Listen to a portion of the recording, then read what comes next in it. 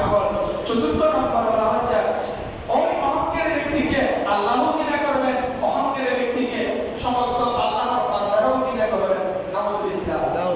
অহংকারী ব্যক্তিকে কে ঘৃণা করবে? আল্লাহ। আল্লাহ। তার ঘৃণা বাড়িয়ে দিবেন কে? মানুষ। আল্লাহ। তার ঘৃণা বাড়িয়ে দিবেন কে? আল্লাহ। আল্লাহ। তার প্রতি অসম্মান বাড়িয়ে দিবেন কে? আল্লাহ। তাকে অবস্থ করবেন কে? আল্লাহ। আবার ক্ষমতা আমাদের সময় আমাদের দেশে দেখবেন একদল ক্ষমতায় আসলে ক্ষমতাধর ব্যক্তি দুর্বল ব্যক্তিকে মিথ্যা মামলা দিয়ে, মিথ্যা তোহমত দিয়ে, মিথ্যা সন্তানের নামে, মেয়ের নামে, পরিবারের নামে তোহমত দিয়ে অসম্মানী করে। আছে না? আছে। আওয়ামী লীগ থাকলে বিএনপি, বিএনপি থাকলে আওয়ামী লীগের, এরকম একটা আছে না? আছে। আছে। যখন আওয়ামী লীগ থাকে তখন কিছু হিংসুক মানুষ আছে, মানুষকে মানুষই মনে করে না, মানুষকে কোনো মূল্যায়নই করে না, মানুষের জীবনকে পশুর জীবনের মতো মূল্যায়ন করে না। আছে না? আছে। যেমন ৩৬ জুলাই একবার দেশে আপনি ২০০১ সালে দেখেন যখন বিএনপি এসেছিল তখন অনেক মানুষ মারা গিয়েছিল। কিসের কারণে? রাজনীতির বলের কারণে, অহংকারের কারণে, হিংসার কারণে, প্রতিশোধের কারণে। দুর্বল ঠিক কিনা? এই জন্য গণতন্ত্র, গণতন্ত্র মানে আমার আপনার সমান অধিকার, সেটা আপনি লিখিত থাকবে, বাস্তবায়িত হবে না, বাস্তবে সেটা প্রমাণিত হবে না। চেয়ারম্যানের ছেলে যদি কোনো মেয়েকে দর্শন করে, ওই চেয়ারম্যানের ছেলে ১০ লাখ টাকা দিলে বিচার শেষ। আছে না? আছে। আছে। ক্ষমতাধর ব্যক্তি যদি সন্তান যদি কোনো মেয়ের সাথে খারাপ কাজ করে গেলে ২ লাখ, ৫ লাখ, ১০ লাখ দিলে গরিবের মেয়ে বিচার শেষ। আছে না এরকম? আছে। আর যদি গরিবের ছেলে করে তাকেও বাঁধবে, তার বাবাকেও বাঁধবে। বাঁধে কি বাঁধে না? বাঁধে। বিচার এই গণতন্ত্র কাকে বলে? ন্যায় বিচার কাকে বলে? তারপরে সমাজের সবচেয়ে নিকৃষ্ট ব্যক্তিটাও তখন উঁচু উঁচু কথা বলতে থাকে। জুড়ে ঠিক কিনা? এটাই হলো অহংকার। এটা হলো কি? অহংকার। এখানে আমাকে আমার কোনো একটা মুসলিম বলে যে রাজনীতির কথা বলার বিষয়। আচ্ছা, রাষ্ট্রটাই চলে রাজনীতি দিয়ে, রাজনীতির কথা না বললে হবে? ঠিক। হবে না। ঠিক। আপনি বাচ্চা, আপনি বাচ্চারা চলতে পারবেন না, ঘুম ছাড়া আপনার শরীর সুস্থ থাকবে না। আপনি যদি বাতের কথাই না বলতে বলেন, ঘুমের কথাই না বলতে বলেন, তাহলে তো ঘুমের উপকারিতা, বাতের উপকারিতা, ঘুম বেশি গেলেও সমস্যা, বাত বেশি গেলেও সমস্যা, আলোচনাই যদি না করে আপনারা সেটা বুঝতে পারবেন না। আমি এক বাক্যেই বলেছি, গণতন্ত্রকে যারাই ভালোবাসে, যারাই গণতন্ত্রকে সামনে নিয়ে রাষ্ট্র পরিচালনা করার সিদ্ধান্ত পরিকল্পনা বারবার ক্ষমতায় এসেছে গেছে, প্রত্যেকেই তার নিজের স্বার্থের জন্য, প্রত্যেকেই তার কি নিজের স্বার্থের জন্য ৫ বছর ক্ষমতায় থেকে অনেক টাকা ইনকাম করে বিদেশের মধ্যে চলে যাবে। আবার ৫ বছর ক্ষমতায় আসলে আমি এরকম করছি দেশের জন্য, দলের জন্য, মানুষের জন্য, মিথ্যা মিথ্যা মানুষকে স্বপ্ন দেখাবে। আবারও এটা হচ্ছে গণতন্ত্র মানে ধোঁকা। গণতন্ত্র মানে কি? ধোঁকা। গণতন্ত্র মানে কি? ধোঁকা। হিংসা, অহংকার, রিয়া সবগুলোই মানে গণতন্ত্র। সবগুলোই মানে কি? গণতন্ত্র। আচ্ছা, তাহলে অহংকারী ব্যক্তিকে আল্লাহ কয়টি শাস্তি দিবেন? ৩টি। 60 কয়টি? 60 মাশাআল্লাহ। আর অহংকার কয় প্রকার বলেছিলাম? 3 প্রকার। আচ্ছা, এরপরে কোরআনে পাকের মধ্যে এসেছে ইয়াউমা লা ইয়ানফা'ু মালুন ওয়ালা বানুন ইল্লা মান আতাল্লাহা বিকলবিন সালিম।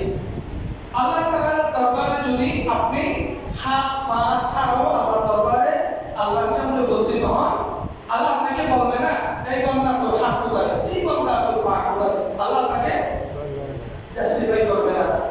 কিন্তু আপনার কলবটা যদি অসুস্থ হয়, আপনার কলবটা যদি মারা হয়, তাহলে আল্লাহ আপনার ওই নোংরা কলমের কারণে, যেহেতু জান্নাত পবিত্র, জান্নাত কি পবিত্র, জান্নাত কি পবিত্র, পবিত্র, আপনার নোংরা কলম নিয়ে, আপনার অসুস্থ কলম নিয়ে আপনি জান্নাতে তো প্রবেশ করতে পারবেন না।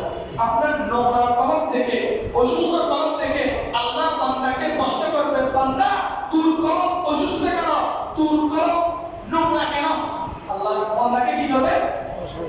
কষ্ট করবে। কেন কষ্ট করবে? তার কলমটা কি ভালো না, অসুস্থ, নোংরা, যার কলম ভাগ এবং পবিত্র, ওই পবিত্র কলমেই জান্নাতের মধ্যে যাবে। সুবহানাল্লাহ। সালাতু ইয়া রাসূলুল্লাহ, সালাতু ইয়া হাবিবাল্লাহ আলাইকুম। আমি আপনাদের সাথে পবিত্র কালামের কোরআনের যে আয়াতগুলো ব্যবহার করেছি, আল্লাহ তাআলা বলেন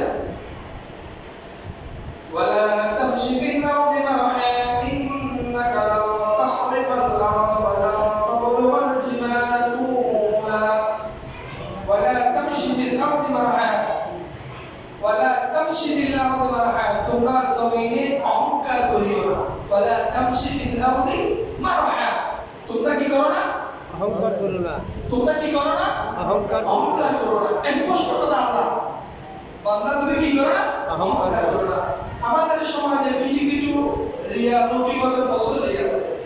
এরা যখন মসজিদে নামাজ পড়ে আসতে যায়, মনে মনে মানে অহংকার করে, আমি 5 ওয়াক্ত নামাজ পড়ি, দোকানে বসলে আমি 5 ওয়াক্ত নামাজ পড়ি, বন্ধুদের সাথে আড্ডা করলে আমি 5 ওয়াক্ত নামাজ পড়ি, মেয়ের সাথে গল্প করলে আমি 5 ওয়াক্ত নামাজ পড়ি। মানে সে শুধু মানুষকে বলতে থাকে আমি 5 ওয়াক্ত নামাজ পড়ি, 5 ওয়াক্ত নামাজ পড়ি, 5 ওয়াক্ত নামাজ পড়ি। আরেকজন মানুষ অসুস্থতার কারণে নামাজ পড়তে পারে না, মুসল্লি দেখলে তার ভিতরে কলিজা ফেটে যায়, মুসল্লি দেখলে তার কলিজা কি হয়? ফেটে যায়, আফসোস করে, হায় আজকে অসুস্থ থাকার কারণে আল্লাহ বলবে নামাজ আদায় করতে পেরেছে, আমি অক্ষম অসুস্থ হওয়ার কারণে আজ আমি আল্লাহ বলবে নামাজ পড়তে পারি না। আচ্ছা, যে ব্যক্তি নামাজ পড়ে বারবার বলে আমি নামাজি, আমি নামাজি, আমি নামাজি, ওই ব্যক্তি উত্তম নাকি যার মধ্যে আফসোস আছে নামাজ পড়তে পারে না ওই ব্যক্তি উত্তম? ওই ব্যক্তি উত্তম। যে যার মধ্যে কি আছে? আফসোস আছে, আকর্ষণ আছে নামাজের, মহব্বত আছে নামাজের, ওই মানুষটা কি উত্তম। আচ্ছা, এরপর আল্লাহ তাআলা বলেন ইন্নাকা লা তাখরিবাল আরদা ওয়া লা তাবলুগাল জিবালা তুলা, তুমি কখনো চলার সময় জমিনকে বিদীর্ণ করতে পারবে না। আমাদের দেশে সন্ত্রাসী, চাঁদাবাজি, দর্শক, দুর্নীতিবাজ, ডাকাত, এই যারাই আছে, মিথ্যাবাদী, ওয়াদা ভঙ্গকারী, অনেক প্রকার পাপ আছে না? আছে। অনেক প্রকার অপরাধমূলক কাজ আছে না? আছে। আচ্ছা, এরা যখন জমিন দিয়ে হাঁটে, এরা যখন জমিন দিয়ে হাঁটে। আওয়াজ দেয়, এরা যখন জমিন দিয়ে হাঁটে, আল্লাহর সাথে জমিনের সাথে প্রতিদিন 24 ঘন্টায় কথা হয়। সুবহানাল্লাহ। প্রতি মুহূর্তে আল্লাহর সাথে কি হয়? কথা হয়। আল্লাহকে বলে আল্লাহ আপনি আমাকে হুকুম দেন, আমি একটা জমিনের মধ্যে পেটে কোথায় দিলাম। জমিন। ইন্দোনেশিয়ার ব্রাজিলের কথা আপনারা জানেন, এটা সারা দিন শুধু এটা একটা মানে বড় ধরনের একটা মানে হয়েছিল, ব্রাজিল হয়েছিল। এখানে একটা বিল্ডিংও কিনে, একটা বিল্ডিংও কিনে গত কয়েকদিন আগে আর একটা রাষ্ট্রের মতো হয়েছিল। ভেনেজুয়েলা। হ্যাঁ, ভেনেজুয়েলা। ভেনেজুয়েলার মধ্যে করানো হয়েছিল। অনেক বড় বড় বিল্ডিং, অনেক সুন্দর সুন্দর রাস্তা, অনেক সুন্দর সুন্দর বাগান, অনেক সুন্দর সুন্দর হাতে গড়া নিজেদের স্বপ্ন একেবারে মুহূর্তের মধ্যে মাটির সাথে মিশে গিয়েছে। ঠিক। ভেনেজুয়েলার মধ্যে আপনারা দেখেছেন, দেখেছি। সপ্তাহ পর সপ্তাহ, মাসের পর মাস উদ্ধার কাজ চলেছিল। অসংখ্য লাশ ওই বিল্ডিং এর নিচে চাপা পড়েছিল, তোলা ওখান থেকে উদ্ধার করা সম্ভব হয় না। আরে তুমি যার জন্য চুরি করো, তুমি যার জন্যই সমাজের মধ্যে বিশৃঙ্খলা সৃষ্টি করো, মানুষের মধ্যে ভেদাভেদ সৃষ্টি করো, দর্শন করো, সুদ লাগাও, মানুষকে মিথ্যা আশ্বাস দাও, মানুষকে কুরবান দাও, মানুষের সাথে কথায় কথায় অবজ্ঞা করে, অপমান করে, অপদস্থ করে তুমি পথ চলো, তখন জমিন তোমার জন্য অমঙ্গল বিপদ কামনা করে। ঠিক। জমিন তোমার জন্য কি কামনা করে? অমঙ্গল কামনা করে।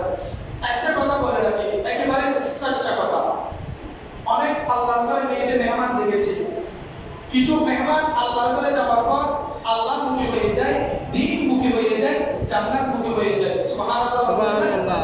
আর কিছু মানুষ আল্লাহর ঘরে যাওয়ার পর মিথ্যা মামলা, সুদ লাগানো, ঘুষ খাওয়া, দুর্নীতি করা, সুদখোরি, মানুষকে অবজ্ঞা, অবহেলা, অসম্মান, অপদস্থ যেগুলো আছে তার সব বৈশিষ্ট্য থেকে যায়। দুইজনই আল্লাহর ঘরে গিয়েছেন, এখানে আপনাকে মেসেজ দিতে হবে, আবু জাহেল আল্লাহ রাসূলকে দেখেছে, সে কিন্তু জাহান্নামী, সে কিন্তু কি জাহান্নামী। আল্লাহর ঘর দেখার পরও কেউ যদি মিথ্যা মামলা ছাড়তে না পারে, মানুষকে কষ্ট দেওয়া ছাড়তে না পারে, বেইনসাফি কর্মকাণ্ড যেগুলো আল্লাহর অপছন্দনীয়, এত লম্বা লম্বা দাঁড়িয়ে থাকে,